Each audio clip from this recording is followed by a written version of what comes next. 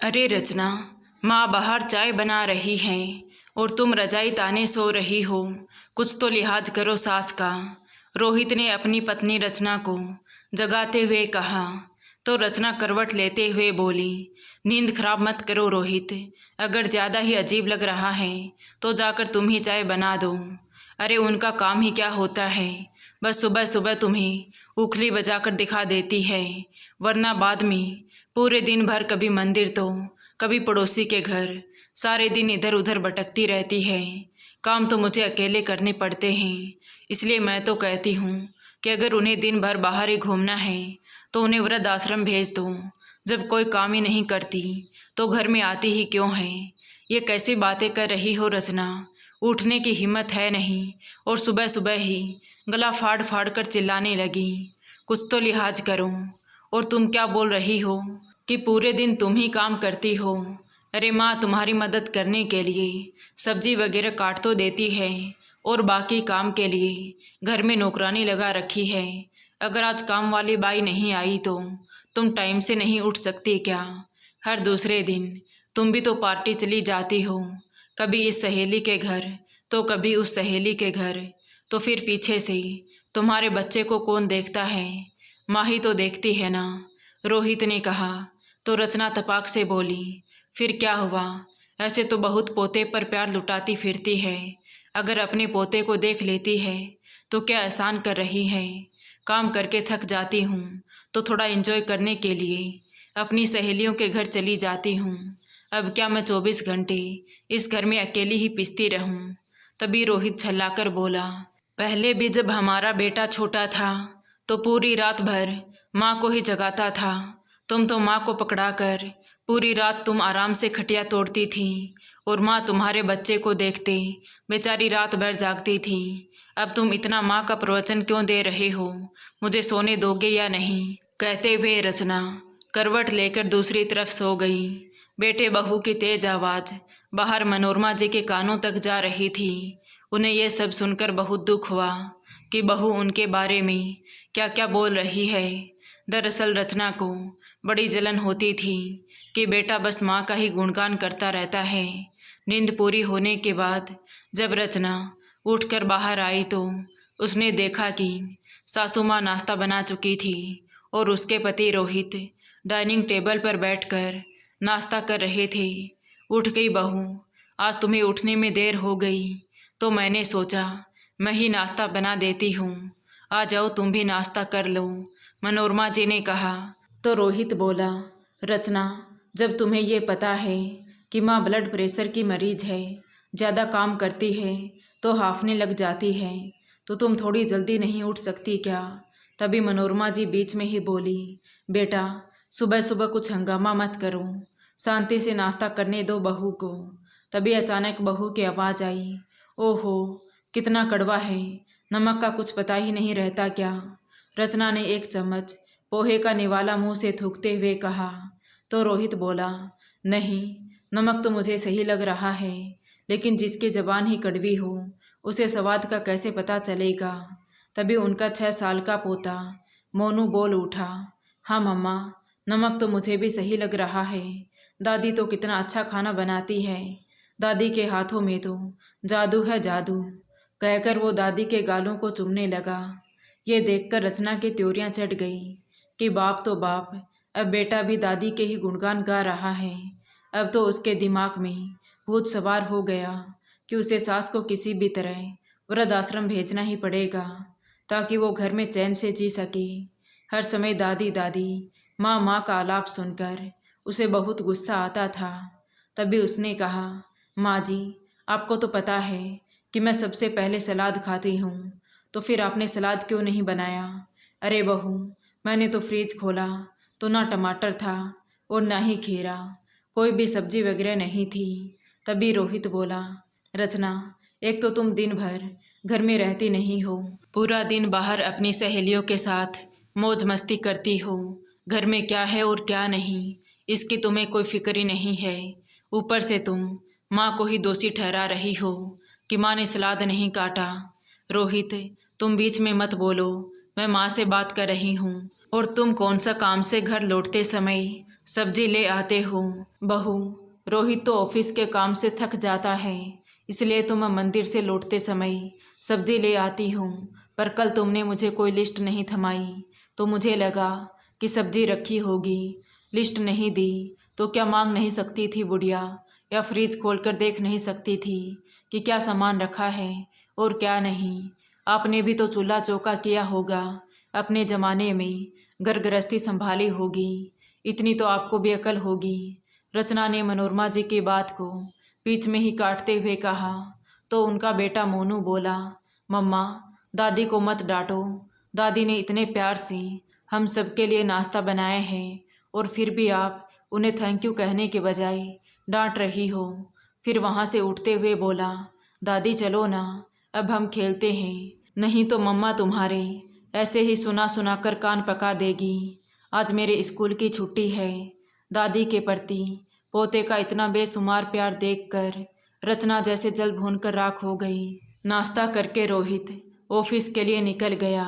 थोड़ी देर बाद रचना तिल मिलाते हुए अपनी सास मनोरमा जी को आवाज़ लगाने लगी, लेकिन मनोरमा जी तो अपने कमरे में पोते के साथ बैठी बातों में मशगूल थी। मोनू अपनी दादी के गोद में बैठा उनसे प्यार भरी बातें कर रहा था। दादी, कुछ दिनों बाद मेरा जन्मदिन आने वाला है। मैं 7 साल का हो जाऊंगा और मैंने पापा से आपके लिए 2 साड़ी मंगवाई हैं। क्यों बेटा, जन्मदिन तुम्हारा है और तुम मेरे लिए साड़ी मंगवाओगे? हाँ दादी, मैं देख रहा हूँ आप बस वही 2 साड़ी पहनती हो, कुछ नया तो पहनती नहीं। और माँ के पास ब्रांडेड कपड़ों की भरमार पड़ी है, आप तो वही पुरानी साड़ियों में ही लिपटी रहती हैं। इसलिए मैंने पापा को बोला है इस बार दादी के लिए 2 नई साड़ी ले आना। पोते की बात सुनकर मनोरमा जी भाव विभोर हो गई और उसके सिर पर हाथ फेरते हुए सोचने लगी कि जब पिछली बार पोते का जन्मदिन था तो उनके पास एक भी नई साड़ी नहीं थी। रोहित बेटे से कहा कि वो मार्केट से जाकर एक नई साड़ी ला दे, तो रोहित बोला, माँ अभी तो देर हो गई है, आप पहले क्यों नहीं बोली? मैंने तो पैसे दिए थे साड़ी लाने के लिए। लगता है रचना भूल गई, पर मैं आपको रचना की अलमारी से उसकी साड़ी ला कर देता हूँ, आप वो पहन लीजिए। अभी सब मेहमान आ गए हैं तो अब कहाँ बाजार जा पाऊँगा। ये कहकर उसने रचना की साड़ी अपनी माँ को ला कर दे दी।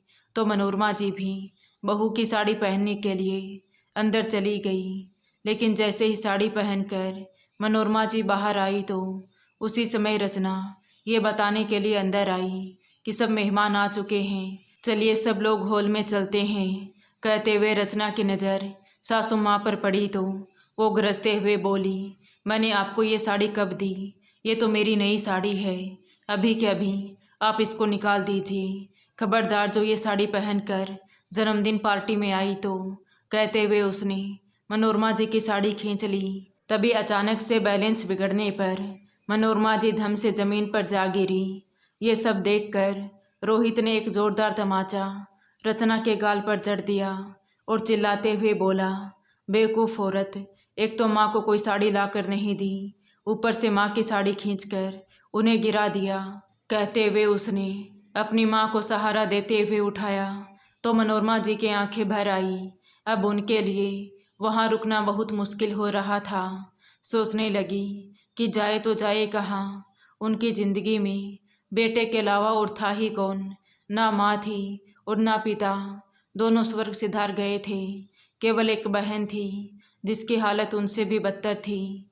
मनोरमा जी का बेटा कम से कम उनसे तो प्यार करता था, पर वो उनकी बहन ममता जी की बहू के साथ साथ बेटा भी नालायक था। कभी अपनी माँ को फ़ोन से बात भी नहीं करने देता, हर समय माँ पर जुल्म करते रहता। बेचारी मनोरमा जी कभी अपनी बहन का हालचाल भी नहीं ले पाती थी। जब कभी वो फ़ोन लगाकर बात करना चाहती तो बेटा ये कहकर फ़ोन काट देता कि मौसी, आप हमें डिस्टर्ब मत किया करो, हमारा आपसे कोई लेना देना नहीं है। तभी चुटकी बजाते हुए रचना बोली, सासू माँ कहाँ खो गई? तो मनोरमा जी अतीत के गलियारे से बाहर निकली। क्या क्या हुआ बहू, क्या कह रही थी? तभी रचना मुंह बनाते हुए बोली, वो क्या है ना, मुझे अपनी सहेली की शादी में जाना है, कुछ साड़ी की सेल लगी हुई है, तो अपनी सहेलियों के साथ वहीं जा रही हूँ, इसलिए आप खाना बना लेना, कहकर वो अपना मोबाइल उठाकर बाहर निकल गई। मनोरमा जी तो बेचारी पहले भी बहू के काम में मदद कर देती थी ताकि बहू को परेशानी ना हो, पर बहू तो अब आए दिन जुल्म करते जा रही थी। बेटे की गैर हाजिरी में अब उनसे ही सारा काम करवाती। उसके जाने के बाद मनोरमा जी किचन में खाना बनाने में बिजी हो गई तो मोनू आंगन में खेलने लगा। तभी बाहर सड़क पर कुछ बच्चे क्रिकेट खेल रहे थे तो अचानक गेंद उछलते हुए मोनू के माथे पर जा टकराई और वो गिर गया। गिरने से तो नहीं, लेकिन पास में रखे गमले से उसे बहुत ज़्यादा चोट आ गई। उसके सर से खून निकलने लगा। दादी दादी कहकर वो चिल्लाने लगा तो मनोरमा जी घबराते हुए किचन से दौड़कर बाहर आई। देखा तो मोनू के सर से काफ़ी खून बह रहा था। वो एकदम से डर सी गई। वो बहू के पास फ़ोन करने के लिए जा ही रही थी कि तभी अचानक रचना खुद ही वहाँ आ गई। मनोरमा जी कुछ बोलती उससे पहले ही रचना सामने बेटे को देखकर जोर से चिल्लाई, बुढ़िया, एक छोटा सा बच्चा भी तुमसे नहीं संभाला गया, क्या करती रहती है यहाँ पर? मैं तो अपना पर्स लेने आई थी, क्या हो गया मेरे कलेजे के टुकड़े को? कहते हुए वो तुरंत बेटे को गोद में उठाकर ऑटो लेकर अस्पताल पहुँच गई और वहीं से अपने पति रोहित को भी फ़ोन कर दिया। रोहित भागता हुआ अस्पताल पहुंचा तो रचना रोते हुए चिल्लाने लगी कि आपकी माँ की वजह से आज मेरे बच्चे की ऐसी हालत है, अगर उसको कुछ हुआ तो मैं इन्हें छोड़ूंगी नहीं, इनको घर से बाहर का रास्ता दिखाकर ही रहूंगी। चुप हो जाओ रचना, तमाशा बंद करो, रोहित ने कहा। तभी डॉक्टर ने बाहर आकर बताया कि देखिए, आपके बच्चे को सिर पर छोटी सी चोट आई थी, डरने की कोई बात नहीं है, अब वो बिल्कुल ठीक है, आप उसे घर ले जा सकते हैं। ये सुनकर बाहर खड़ी मनोरमा जी की सांस में सांस आई, लेकिन रचना तो जैसे ये ठान चुकी थी कि घर पहुंचकर सासू माँ को घर से बाहर करना ही है। सुनिए जी, मैं तो मार्केट अपने बेटे को ले जाना चाह रही थी, पर माँ जी ने ही मना किया कि मैं मोनू को संभाल लूँगी। बहू मनोरमा जी के मुंह पर ही झूठ बोलने लगी तो मनोरमा जी सकते में आ गई। उन्हें रचना से ऐसी उम्मीद नहीं थी। उनकी आंखों से आंसू टपकने लगे। उन्होंने कहा, बेटा, बहू झूठ बोल रही है। उनका इतना कहना हुआ कि बहू ने हंगामा मचाना शुरू कर दिया। आप अभी के अभी इन्हें वृद्ध आश्रम में छोड़ो, नहीं तो मैं अपने मायके चली जाऊंगी, फिर करना अपनी माँ की गुलामी, घर में क्लेश ना हो। इसलिए मनोरमा जी रोते हुए अपने कमरे में चली गई। रात को देर तक उन्हें नींद नहीं आई तो सोचने लगी कि मैं मोनू की दुश्मन थोड़ी ना हूँ, उसकी दादी हूँ, तो उसके भलाई के बारे में ही सोचूंगी ना। लेकिन बहू को पता नहीं मुझसे क्या दुश्मनी है। वो सोच ही रही थी कि तभी उन्हें बहुत तेज खांसी आने लगी। माँ की खांसने की आवाज़ सुनकर रोहित अपने माँ के पास आया। क्या हुआ माँ, नींद नहीं आई क्या? तो मनोरमा जी बोली, बेटा, मैं सोच रही हूँ कि घर में आए दिन मुझे लेकर क्लेश होता रहता है, तो तुम क्यों ना मुझे वृद्धाश्रम छोड़ाओ ताकि घर में शांति बनी रहे। अगर मेरे वृद्धाश्रम जाने से तेरी गृहस्थी में खुशहाली रहती है तो तुम मुझे कहीं दूर के आश्रम में छोड़ दो बेटा। देख, मैंने अपना सारा सामान पैक कर लिया है। माँ, तुम पागल हो गई हो क्या? कोई बेटा अपनी माँ को वृद्धाश्रम कैसे छोड़ सकता है? नहीं माँ, मैं तुम्हें बहुत प्यार करता हूँ। उनके गोद में अपना सर रखकर रोहित रोने लगा तो मनोरमा जी अपने आंसू छुपाते हुए उसे दिलासा देते हुए बोली, बेटा, तुम मुझसे मिलने वहाँ आ जाया करना, कम से कम तेरी जिंदगी में तो शांति रहेगी। अब जिद छोड़, देख मोनू अभी सो रहा है, तू मुझे वृद्धाश्रम लेकर चल बेटा। मैं तुम्हारे सामने हाथ जोड़ती हूँ, प्लीज़ अब मुझे इस घर में नहीं रहना। माँ के बार बार जिद करने पर रोहित अपने दिल पर पत्थर रखकर अपनी माँ को सुबह होते ही वृद्धाश्रम छोड़ने चला गया। रास्ते भर उदास था और शांत रहा, कुछ नहीं बोला, पर उसकी भी ऐसी परिस्थिति आ गई थी कि वो उन्हें वृद्धाश्रम छोड़ने को मजबूर हो गया। उन्हें छोड़कर वापस घर लौटा तो उनका बेटा मोनू पूछने लगा, पापा, दादी कहाँ है? वो घर पर दिखाई क्यों नहीं दे रही? तो रोहित ने कहा, बेटा, दादी को बहुत खांसी आ रही थी ना, उनकी तबीयत ठीक नहीं है, इसीलिए मैं उन्हें डॉक्टर के पास ले गया था। अभी वो कुछ दिन के बाद आएंगी। अपनी आंखों के आंसू छुपाते हुए रोहित बोला। लेकिन रचना तो सब जानती थी, इसलिए वो खुशी से चहक रही थी कि चलो, सास नाम का सिर दर्द से पीछा छूट गया। तभी मोनू बोला, पर पापा, दादी जल्दी आ जाएंगे ना, मेरा उनके बिना बिल्कुल मन नहीं लगता है। हाँ बेटा, दादी जल्दी आ जाएंगी, अभी तुम स्कूल जाओ, फिर हम कुछ दिन बाद दादी को घर ले आएंगे। रोहित अपनी माँ को वृद्धाश्रम तो छोड़ आया था, लेकिन उसका घर में बिल्कुल मन नहीं लगता था। अपना मन बहलाने के लिए वो अपने आप को पूरी तरह से काम में झुकाए रखता। रात को देर से घर आता, फिर इसी बीच कंपनी की तरफ से उसे 3 महीने के लिए विदेश जाने का मौका भी मिल गया। पर वो विदेश जाने से पहले अपनी माँ से मिलना चाहता था, इसलिए अगले दिन सुबह होते ही अपनी माँ से मिलने के लिए निकल पड़ा। वो रास्ते में ही था कि तभी वृद्धाश्रम के मैनेजर का फ़ोन आ गया। हेलो, आप रोहित बोल रहे हैं? जी, मैं रोहित ही बोल रहा हूँ, कहिए। जी, आपको बताने में बहुत दुख हो रहा है कि आपकी माँ की कल रात हार्ट अटैक से मृत्यु हो गई। अगर आप पार्थिव शरीर का अंतिम संस्कार करना चाहते हैं तो जल्दी से यहाँ आ जाइए। रोहित ने अपनी माँ की मौत की खबर सुनी तो उसका शरीर जड़वंत हो गया। उसके आंखें भर आई, सोचने लगा कि माँ मुझसे मिलना नहीं चाहती थी, जो मेरे पहुँचने से पहले ही इस दुनिया से चली गई। माँ, मैं तुमसे ही मिलने तो आ रहा था, अब मैं मोनू से क्या कहूँगा, ये सोचकर ही उसके आंखों से लगातार आंसू बहे जा रहे थे। वो तो निशब्द रह गया। मिस्टर रोहित, आपको हमारी आवाज़ सुनाई दे रही है ना? अचानक मैनेजर की आवाज़ सुनकर वो एकदम से होश में आया। जी जी, बस मैं अगले 1 घंटे में पहुंचता हूं। इतना कहकर उसने फ़ोन रख दिया और तेज़ रफ्तार से अगले 1 घंटे में वृद्धाश्रम में पहुंच गया। वहां जाकर अपनी माँ को सामने देखकर फूट फूट कर रोने लगा। मैं आपका बेटा कहलाने के लायक ही नहीं हूँ माँ। अगर मैं आपका बेटा होता तो आपको वृद्धाश्रम में थोड़ी ना छोड़ता, कहकर वो अपनी लेटी हुई माँ के गले से लगकर फूट फूट कर रोने लगा। तो वृद्धाश्रम के मैनेजर ने उन्हें सांत्वना देते हुए वहाँ से खड़ा किया और पूरी तैयारी करके मनोरमा जी को अंतिम संस्कार के लिए ले गई। शाम को निराश होकर रोहित घर वापस आया तो रचना ने कहा, क्या हुआ जी, ऐसे मुंह क्यों लटका रखा है और पूरे दिन फ़ोन क्यों नहीं उठाया? तो रोहित ने गुस्से से कहा, यह सब तुम्हारी बेवकूफ़ी का नतीजा है। मैंने अपनी माँ को खो दिया है रचना, मेरी माँ मर गई। वो आत्मग्लानि से भर गया। मैं कितना क्रूर था कि माँ से अंतिम बार भी नहीं मिल पाया। जिस माँ ने मुझे इतने नाजों से पाला, अपनी मुसीबत को भूलकर अपना पूरा जीवन मुझ पर न्यौछावर कर दिया, मैं उसी माँ को वृद्धाश्रम छोड़ आया। तुम्हें मेरी माँ खटकती थी ना, लो अब वो इस दुनिया को ही छोड़कर चली गई। वो रोता हुआ रह गया। इधर रचना शर्म से नज़र झुकाई खड़ी थी।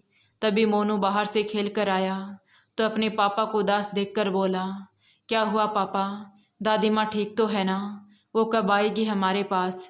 आप तो बोल रहे थे कि जल्दी ही आ जाएगी। हाँ बेटा, जल्दी ही आ जाएगी। इतना कहकर रोहित ने बेटे के सिर पर हाथ फेरा और अपने आंसुओं को छुपाते हुए बाहर निकल गया। तो अपने पापा को इस हालत में देखकर मोनू कुछ समझ नहीं पा रहा था कि पापा को क्या हुआ है। धीरे धीरे वो भी दादी से मिलने की जिद करने लगा। उसकी हालत भी दिन प्रतिदिन खराब होते जा रही थी। तो रत्ना से अपने बेटे की ऐसी हालत देखी नहीं जा रही थी। वो भी खूब पछताने लगी, अपना सर दीवार पर पटकने लगी कि मेरे कर्मों की सज़ा मेरे बेटे को मिल रही है। हे भगवान, मुझसे बहुत बड़ा अनर्थ हो गया। तभी धड़ाम की आवाज़ से उसने मोनू की तरफ देखा तो वो बिस्तर से ज़मीन पर गिर पड़ा। उसे उठाने गई तो उसका शरीर आग की तरह तप रहा था। उसने तुरंत रोहित को फ़ोन किया और दोनों उन्हें अस्पताल लेकर गए। रोहित ने डॉक्टर को सारी बातें बताई कि वो दादी के अचानक गुजर जाने से सदमे में आ गया है। उसको हमने बताया तो नहीं, लेकिन वो उनसे मिलने की जिद कर रहा है। तो डॉक्टर ने कहा कि क्या बचपन से उसे दादी ने ही पाला था। जी हाँ, बचपन से वो माँ से ज़्यादा दादी से ही प्यार करता आया है। अच्छा, इसका मतलब माँ की ममता उसे दादी से ही मिली है, इसीलिए आज उसकी ऐसी कंडीशन है कि दादी उसे संभाल सकती है। डॉक्टर ने कहा, देखिए मिस्टर रोहित, आप मेरी बात मानिए। किसी बूढ़ी महिला को उसकी दादी बनाकर उसके पास ले आइए। क्या पता शायद ठीक हो जाए, नहीं तो भगवान ही इसका मालिक है। नहीं डॉक्टर साहब, ऐसा मत कहिए। अब हम बूढ़ी दादी कहाँ से लाएंगे? शायद मैं आपकी मदद कर सकता हूँ। डॉक्टर ने कहा, मेरे हॉस्पिटल में एक बूढ़ी अम्मा आई है जिसको कल डिस्चार्ज करना है और उनके आगे पीछे कोई नहीं है। अगर आप उन्हें अपने घर ले जाना चाहें तो मैं वृद्धाश्रम के मैनेजर से बात करता हूँ, क्योंकि वो वृद्धाश्रम से इलाज करवाने आई थी। डॉक्टर की बात रोहित और रचना को थोड़ी अटपटी सी लगी, लेकिन अपने बच्चे को बचाने के लिए वो कुछ भी करने को तैयार थे। इसीलिए वो अस्पताल में उस बूढ़ी माँ से मिलने गई। बूढ़ी अम्मा बड़े प्यार से रोहित और रचना को देख रही थी। उन्होंने डॉक्टर के पास आकर कहा, डॉक्टर साहब, ये अम्मा जी तो मोटी है और उनके बाल छोटे हैं। मोनू तुरंत जान जाएगा कि ये उनकी दादी नहीं है, क्योंकि उसके दादी के बाल बहुत लंबे थे और इतनी मोटी भी नहीं थी। देखिए, अगर आपको अपने बच्चे के जीवन की परवाह है तो आप ये सब मत देखिए। दादी का वात्सल्य प्रेम पाकर वो बहुत जल्दी ठीक हो जाएगा, मुझे पूरा विश्वास है। और क्या जाने भगवान क्या चमत्कार करना चाहता है, हम तो सिर्फ कोशिश कर सकते हैं। डॉक्टर की बात मानते हुए वो अम्मा को अपने घर ले जाने के लिए राजी हो गई। अगले दिन रोहित ने कहा, मोनू, ये देखो कौन आया है, तुम्हारी दादी। दादी का नाम सुनते ही मोनू खुशी से उछल पड़ा, लेकिन फिर अगले ही पल उन्हें देखकर बोला, पर पापा, दादी इतनी मोटी कैसे हो गई? बेटा, पहले की तरह दादी इतना काम नहीं करती ना। अब दादी डॉक्टर के पास थी तो दवाई खा खा कर मोटी हो गई। तभी अम्मा जी ने उसे आगे बढ़कर गले से लगा लिया और बोली, मेरा मोनू बेटा कितना पतला हो गया है। अम्मा जी ने वैसा ही किया जैसा कि रोहित ने उन्हें अपनी माँ के बारे में समझाया था। हाँ दादी, और आप मोटी हो गई हैं, कहकर मोनू दादी से लिपट कर जोर जोर से हंसने लगा। तो मोनू को हंसता खेलता देखकर रचना की भी खुशी का ठिकाना ना रहा। 2 दिन में ही मोनू का बुखार भी उतर गया। दादी के आते ही वो स्कूल जाने लगा। स्कूल से आने के बाद उनके आगे पीछे घूमता फिरता, उनसे खूब खेलता, बातें करता। अम्मा जी का भी उनके घर में मन लग गया था। पर विधि का विधान तो देखिए, जो दादी अपने पोते को इतना प्यार करती थी उसे घर से निकाल दिया, और आज अपने बच्चे की खुशी की खातिर किसी अजनबी को दादी बनाकर घर ले आई। आज रचना को अपने किए पर बहुत पछतावा हो रहा था कि काश वो अपनी सगी सास को समझ पाती तो आज वो जिंदा होती। रोहित की आंखों से भी अपनी माँ को याद कर आंसू छलक पड़े। अपनी माँ को वो कभी नहीं भूल सकता था, पर अब अपने बेटे की खुशी की खातिर अम्मा जी से भी बहुत प्यार से बातें करता और उन्हें अपनी माँ की तरह ही मानता। अब रचना भी खुश रहती, उनसे खूब बातें करती। घर में एक बार फिर से खुशियाँ आ गई थी। तो दोस्तों, आपको ये कहानी कैसी लगी कमेंट करके ज़रूर बताएं।